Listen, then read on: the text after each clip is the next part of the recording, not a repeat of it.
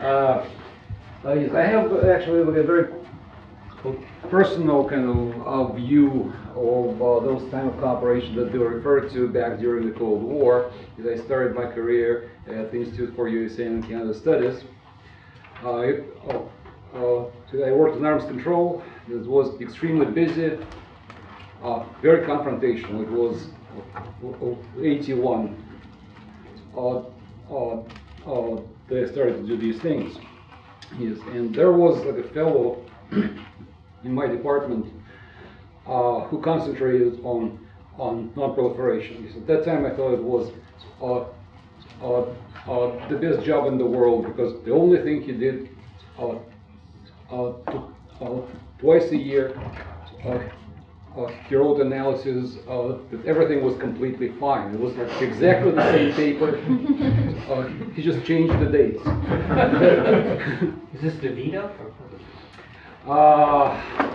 We're being recorded.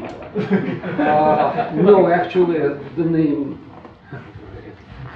escapes me. So anyways, that was kind of the time then.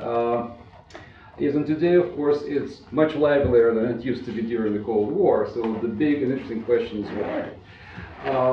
So the study that I did for that project was on safeguards. It's Article 3 of the Non-Proliferation Treaty. Safeguards is a system using which the IAEA verifies that civilian nuclear activities are not being used as a cover to produce nuclear weapons. So a very short kind of and simple. Is it on? Yes, probably off. Now it's on. Okay. So the thing that remained the same throughout the entire period, from the Cold War, from the late 60s, and until today, is basically shared value of non-proliferation. So both countries continue to share that interest. That's the foundation for interaction. That's the foundation for cooperation. Two levels of safeguards that we do need to differentiate. The technical aspects, the actual implementation of safeguards, the funding that the IAEA gives for safeguards activities, complete cooperation there. Actually, nothing has really changed. We don't usually see that because that does not make headlines, but very good cooperation at that level. On broader political aspects of safeguards, that's where we see variation. That's where we see a lot of change from the Soviet period to today. You can really kind of see three very distinct periods in the US-Soviet, US-Russian cooperation on safeguards. The Soviet period, the Cold War. Lots of cooperation between the superpowers. Cooperated very consistently on negotiating the Non-Proliferation Treaty, including Article 3. Very close cooperation on developing comprehensive safeguards. So that's the level of safeguards that was created after the entry into force of the NPT, London Club. The use of safeguards, especially for export control. So that period really continued into the 80s until the end of the Cold War. And yes, indeed, even in the darkest kind of times of the Second Cold War, the way the 80s is sometimes known, nothing really changed. Their cooperation continued. 90s was an interesting period. Lots of interesting things happened during the 90s. We saw inspections in Iraq to see the extent of the clandestine Iraqi nuclear program. We see the development of the additional protocol that strengthened safeguards, made them much more intrusive and reliable.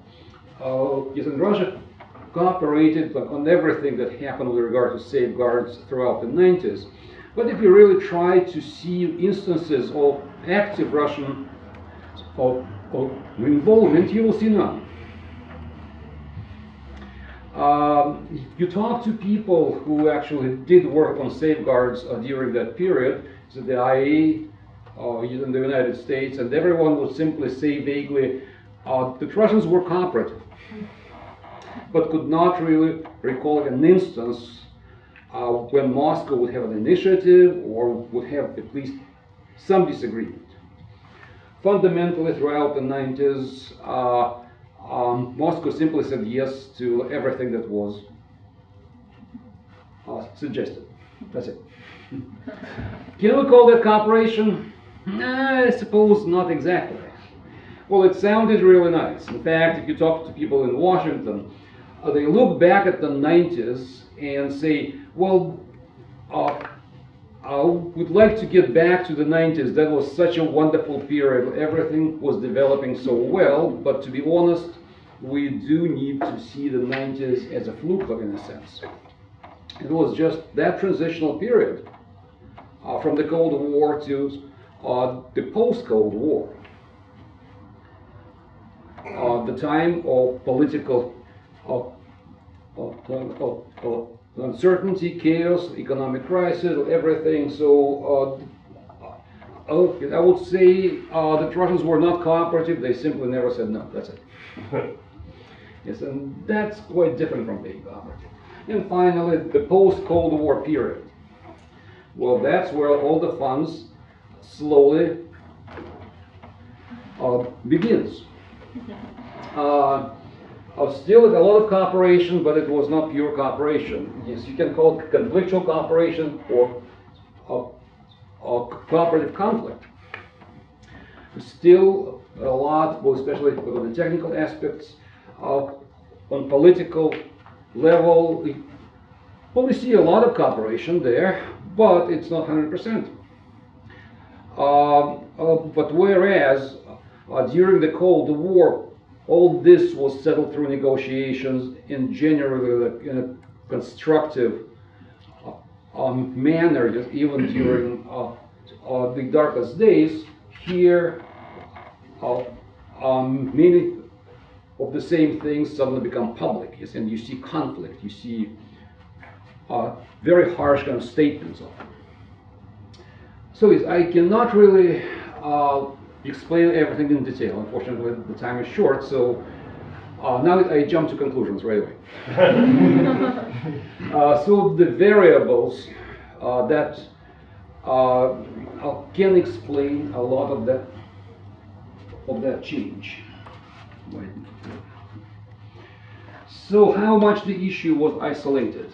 That's a very important feature. The Soviet Union had full concentration on non-proliferation and did not allow other issues to influence its policy on non-proliferation. That was very important. That's why we could see conflict with most of the issues, but that one remained isolated. The United States, generally speaking, did the same during the Cold War. With a few exceptions, yes, I will refer to that in a minute. So the two parties were able really to preserve cooperation on that issue, and that was important. What we see today, the United States actually does allow other policy issues to affect its non-proliferation policy, but to an even greater extent that happens in Russia. So the interest in non-proliferation, including on safeguards, is still there, but it's subject to the broader political picture. It's the role of other parties. The Soviet Union, during the Cold War, really saw the world as bipolar and saw the condominium. The Soviet preference was to negotiate on everything bilaterally with the United States, and then the two superpowers present the outcome to the rest of the world. The United States really kind of went somewhat back and forth on that. For example, when the Non-Proliferation Treaty text was negotiated, that's exactly how it happened. The two superpowers negotiated and then presented the draft treaty to everyone else, and basically everyone else had to negotiate with two superpowers. On Article 3, however, that did not happen. Why? Because the United States felt it had to factor in the position of its allies. The big question during these negotiations was how the IAEA would implement safeguards with regard to European countries that were members of Euratom. The Europeans did not really want to have IAEA inspectors at all. The Soviet Union insisted that everyone is treated equally. So the two countries did have a compromise that Euratom was allowed to conclude an agreement with the IAEA as a group. That compromise actually was developed bilaterally between the United States and the Soviet Union, but it had to be the compromise because the United States could not really simply tell its allies that, no, it's going to be the way we say. It's actually quite a fascinating story, by the way. Domestically in the United States, it was quite an intense actual conflict. The Atomic Energy Commission, for example, had exactly the same view as the Soviet Union. The State Department actually had exactly the opposite view than the Soviet Union. So a lot of interesting things happens. In Russia, they would love to do bilateral with the United States, but they really don't. Because they don't see much sense in that. It doesn't really work anymore. So Russia does actually tend to work through international organizations. And if they have a view that's different from the United States, they actually make it public. They try to create a coalition within the IAEA, within the General Conference and the state parties, yes, and really fight that very, very publicly. So the mode has changed very dramatically. How confidential going to be the interaction? The Soviet Union loved to do it very quietly. Everything's secret, everything beneath the table. Yes, and we settle all the difference so that the rest of the world does not know it, and no one really knows that we got a disagreement. Generally speaking, the United States has the same attitude, except with allies. They had to consult with allies. After the Cold War, quite honestly, the United States does not seek to keep interaction confidential. It's a broad, very public policy. Yes, and if the atmosphere in relations with Moscow suffers, so be it. By and large, the US attitude today seems to be, well, if they don't agree with us, they're wrong. That's it. And the Russians really go public on everything, especially the last 5 to 10 years. They love to go public. They like the world to see that there are differences. It does actually fit the overall profile of Russian foreign policy these days, same as the United States. So we see actual clashes here going public and becoming much worse. How do you treat disagreements? So closely related to the previous one. Well, the Soviet Union tended to suppress disagreements. Yes, we got disagreements, but let's not talk about that. Let's be constructive, let's negotiate, let's kind of straighten it out so that no one really sees that. And the United States had exactly the same attitude. Once again, after the Cold War, well, yes, and by after the Cold War, I don't really mean the 90s, I mean the current period. 180 degrees turn for both countries. Non-proliferation policy, including the safeguards policy in particular, is embedded in broader disagreements and made public. How do you see international regimes, international organizations?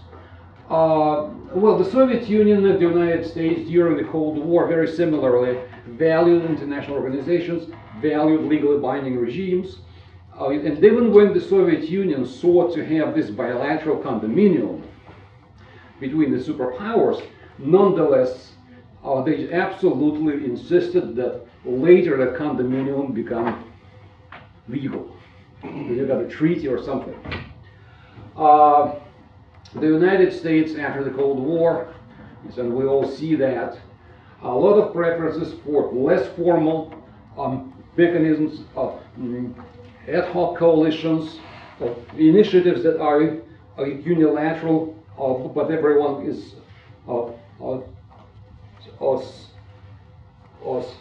supposed to join them and everything. In Russia, strangely enough, the Russian commitment to international regimes has become stronger because that's seen as a protection against the United States. So you rely on international law in your confrontations and conflicts and disagreements with the United States. So they have become much more choosy, like in terms of what they would agree to codify in a legally binding treaty. Nikolai, you're going to have to wrap up. I'm almost actually there, but I wanted to mention that if I really need like a minute. So right now, kind of the big